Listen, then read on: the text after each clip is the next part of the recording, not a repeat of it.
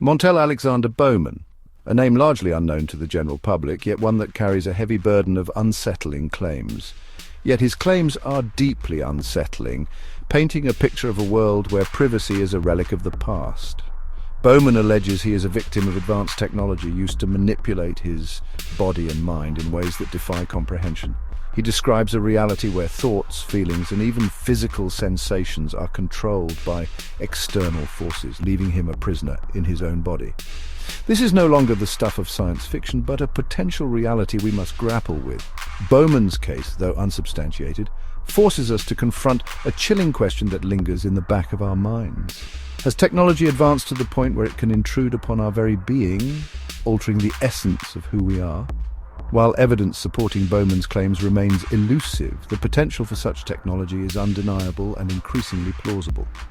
His allegations, regardless of their veracity, serve as a stark warning to us all. We must examine the implications of unchecked technological advancement and its capacity to erode our fundamental freedoms we often take for granted. The potential for misuse is vast and terrifying, a shadow looming over our digital age. Can we afford to wait for concrete evidence while our autonomy hangs in the balance, threatened by unseen forces? Bowman's case, whether fact or fiction, demands our attention and our vigilance. It is a call to action, a plea for awareness and proactive measures to safeguard our future. Imagine a world where your senses are no longer your own, where every thought and feeling is influenced by an external force. Your thoughts, feelings, and even physical sensations are manipulated by unseen forces, altering your perception of reality. This is the disturbing reality Montel Alexander Bowman claims to endure, a life where his autonomy is constantly under siege. He alleges his body and mind are under constant technological assault, a relentless invasion that leaves no corner of his life untouched. This alleged invasion is insidious, invisible to the naked eye, yet profoundly impactful. It bypasses physical barriers, striking at the core of individual autonomy, challenging the very essence of personal freedom, the very essence of what it means to be human, to think freely, feel deeply, and experience the world on our own terms, is under threat from this unseen menace. Technology, once a tool to enhance our lives, now has the potential to control them, turning our greatest advancements into our greatest vulnerabilities. This is not merely about data breaches or online privacy violations, but about the deeper, more insidious potential for control. This is about the potential for technology to manipulate our thoughts, feelings, and perceptions of reality itself. The implications are staggering, reaching into the very fabric of our existence. If technology can control our inner world, what happens to free will? What becomes of our ability to make independent choices? What happens to individual liberty, the cornerstone of our society? These are not questions for the distant future, but urgent issues we must address in the present. These are questions we must confront now as we navigate the complex relationship between technology and the human experience. The Fourth Amendment of the US Constitution guarantees protection against unreasonable searches and seizures. It was designed to ensure that citizens could live without fear of unwarranted government intrusion into their personal lives. But what happens when the invasion is invisible, when it's not a physical intrusion but a digital one? When the very technology meant to protect us becomes the weapon, the lines between safety and surveillance blur.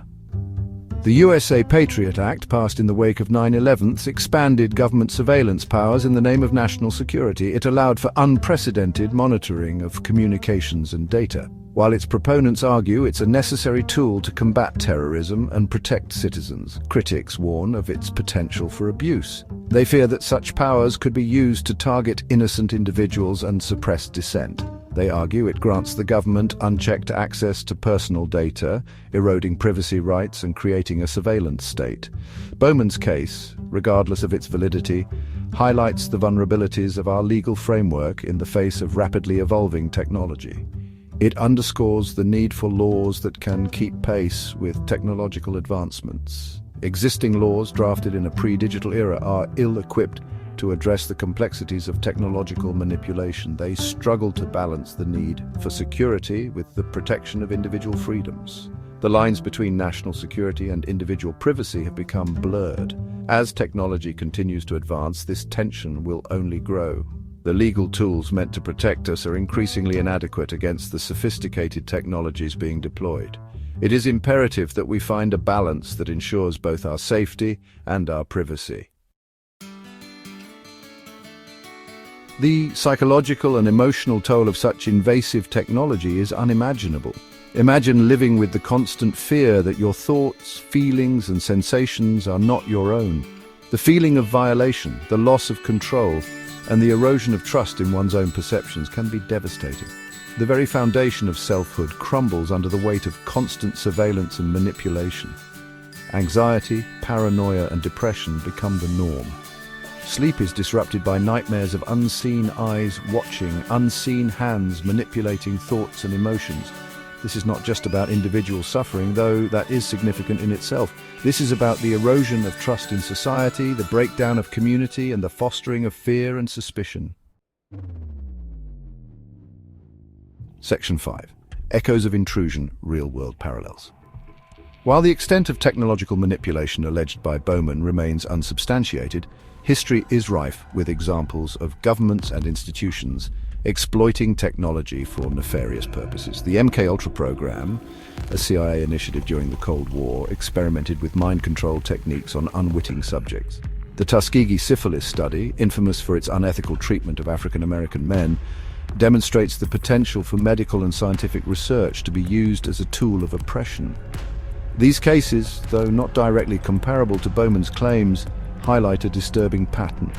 Time and again, powerful entities have exploited advancements in technology to control and manipulate individuals, often with devastating consequences. Bowman's case, regardless of its veracity, serves as a stark reminder of this potential for abuse. It compels us to question the limits of technological advancement and the ethical implications of its unchecked development. Section 6. The erosion of privacy, a modern dilemma. We live in a digital age where our lives are increasingly intertwined with technology. Every click, every search, every online interaction leaves a digital footprint, a trail of data that can be collected, analyzed, and potentially used against us. This erosion of privacy is not just an abstract concern, it has real-world consequences, impacting our freedoms, our relationships, and our very sense of self. When our thoughts, feelings, and experiences are no longer private, our ability to think critically, dissent freely, and live authentically is compromised. We become vulnerable to manipulation, not only by governments and corporations, but also by individuals with access to these powerful technologies. The potential for blackmail, coercion, and control is immense. The right to privacy is not a luxury. It is a fundamental human right, essential for a free and just society. Section 7. The urgency of action strengthening legal safeguards. The legal framework governing technology lags far behind the rapid pace of innovation. Laws designed for a pre-digital era are ill-equipped to address the complexities of artificial intelligence, nanotechnology, and other emerging technologies with the potential for misuse. We need robust legal safeguards that protect individual autonomy and privacy in the digital age. This requires a multi-pronged approach. We need clear legislation that defines the limits of technological surveillance and manipulation. We need strong oversight mechanisms to ensure these laws are enforced and to hold those who violate them accountable. And we need to empower individuals with the knowledge and tools to protect their own privacy and autonomy in the digital age. Section 8. Reclaiming autonomy, a call for vigilance. The fight to protect our minds and bodies from technological intrusion is not just a legal battle. It is a cultural battle, a fight for the very soul of humanity. We must resist the normalization of surveillance and manipulation. We must be vigilant in defending our right to privacy, both online and offline. This requires us to be informed about the technologies being developed and their potential implications. We must demand transparency from governments and corporations about how our data is being collected, stored, and used. And we must support organizations and individuals working to raise awareness about these issues and advocate for stronger legal protection. Section 9, a future under threat, safeguarding our collective destiny. The future of humanity hangs in the balance. Will it be a future where technology empowers us or one where it enslaves us? The answer depends on the choices we make today. We must proceed with caution, guided by ethical principles that prioritize human dignity and autonomy. We must resist the allure of unchecked technological advancement and instead embrace a future where technology serves humanity, not the other way around. The case of Montel Alexander Bowman, whether fact or fiction, serves as a stark reminder of what is at stake.